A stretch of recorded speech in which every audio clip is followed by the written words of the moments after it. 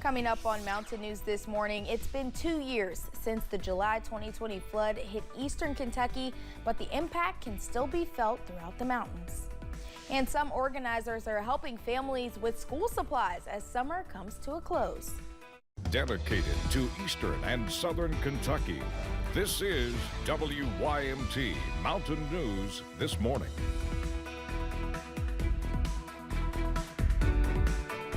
Good morning, I'm Madison Carmouche. We're coming up on 5 a.m. this Monday morning, and it is a First Alert weather day. So let's send it over to meteorologist Tim Drawbridge for a look at your First Alert forecast.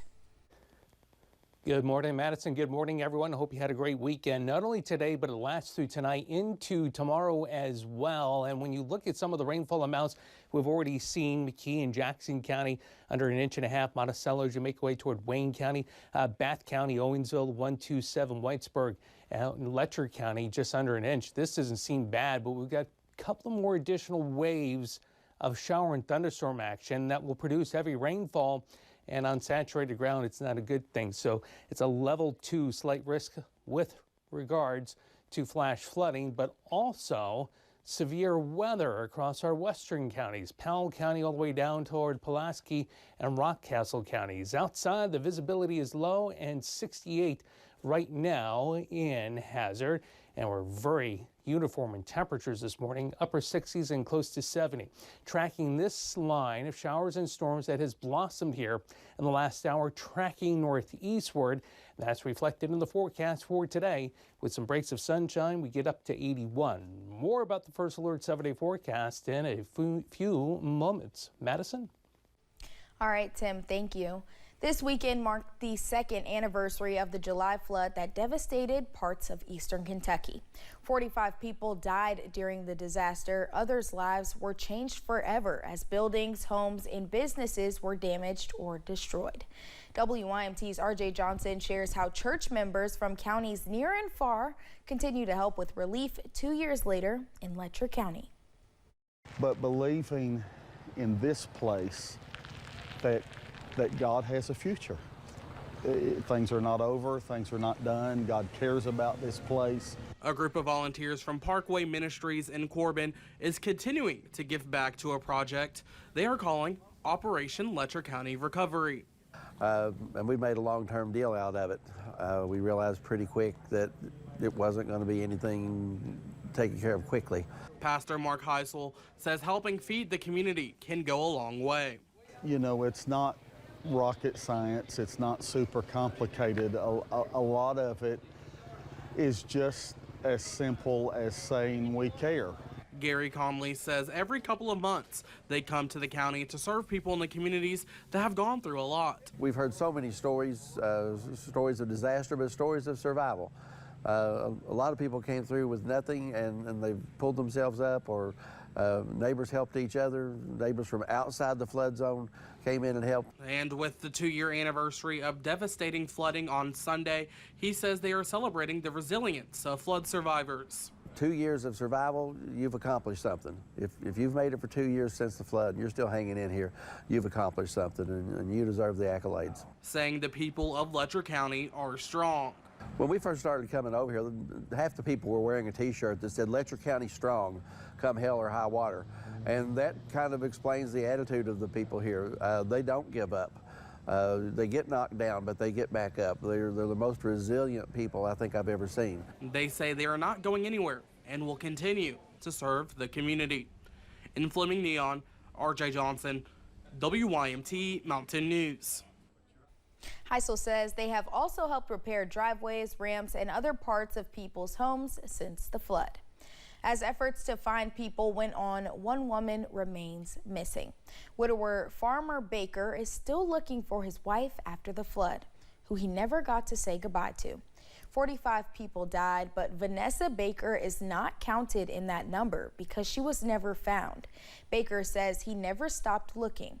He continues his search 2 years later. The waters washed away their home, and with all the money he got from the insurance, he bought an excavator and digs for Vanessa to this day.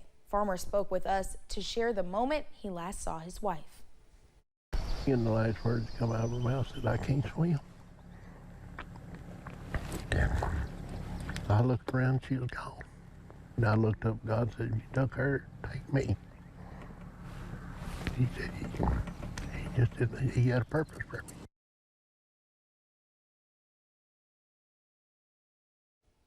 Baker will soon be moving into a new home thanks to the Housing Development Alliance. He should get the keys at the end of August or early September.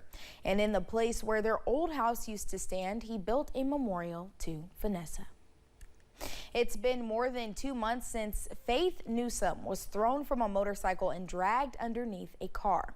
Police say her then boyfriend is the one who crashed into her. Faith remains in the hospital recovering from her many serious injuries. Now, as Samantha Valentino shows us, Faith's family and friends are hoping to use her story to create change in Frankfort. Saturday mornings are meant for pancakes, but the crew at this Applebee's are hoping to flip more than just flapjacks. We're also writing a bill to take to the governor to get the laws changed. The pancakes are to raise money for Faith Newsome, as she's now spent more than 2 months in the hospital after police say her boyfriend crashed into her on a motorcycle. Domestic violence is horrific, especially what Faith went through. And we just wanted to support her. The Franklin County Sheriff's Office says Faith was riding on the back of the motorcycle when her boyfriend at the time, Brendan Cummins, crashed into her. She was thrown off the bike and then dragged underneath his car. Her pelvis was crushed, her lungs collapsed, she had multiple fractures, and her leg has since been amputated. Sometimes just a slap on the wrist, and it just continually happens, like in this case, it just kept happening, and that really needs to change. Faith spoke with WKYT from the hospital, telling us that while this was the worst attack she'd faced, it wasn't the first. Cummins previously pled guilty to 4th-degree criminal assault domestic violence on April 30th. A judge ordered Cummins to stay away from Faith. She was attacked again less than a month later on May 19th. Now, Faith's family and friends continue to tell her story, hoping lawmakers will listen. We just want the laws to be a lot stricter and maybe could save somebody's life. In Frankfort, Samantha Valentino, WKYT. Members of a church in Knox County are working to give kids in Letcher County school supplies. For 5 years, members of the church First Baptist Church Artemis have visited Letcher County to give back to the community. On Sunday, church leaders hosted a mini vacation Bible school for kids in the area, ending the event with giving them a backpack or other school supplies. Pastor Ralph Halcomb says they want to help families during a difficult time. We just feel like, man, that's just key, and just making sure the kids have what they have to be a success in the school year and to have a good school year. And we just thought it may just take a little bit of burden off the parents. Times are tough, the economy's rough, and anything we can do to help, we're just glad to do that. Halcomb says they have also helped repair ramps and paint homes for some people in the community. Letcher County is not the only area getting kids what they need to start the school year. Hundreds of families went to the Pikeville City Park Saturday for the Summer Kids Fest. East Kentucky Dream Center and Ohio Valley Physicians Health partnered to have a back-to-school giveaway. They gave out everything from backpacks and school supplies to clothes and hygiene products. Belinda Ratliff with OVP says the day would not be possible without donations from the community. It just shows a lot of people are really concerned about the youth in our community and trying to make sure that they have what they need to get the school year started back right. She says they were able to serve more than 1,500 people and many items were gone within an hour. Thanks for getting your day started with us here on Mountain News this morning. Just ahead, a garden in Maryland is for veterans and their families as they try to plant seeds for a better future. And the live pinpoint Doppler radar already active this morning. Some heavier bursts of rain erupting to the west and northwest of Hazard. How does the rest of the day play out, right? All the details with the First Alert 7-day forecast coming up right after this.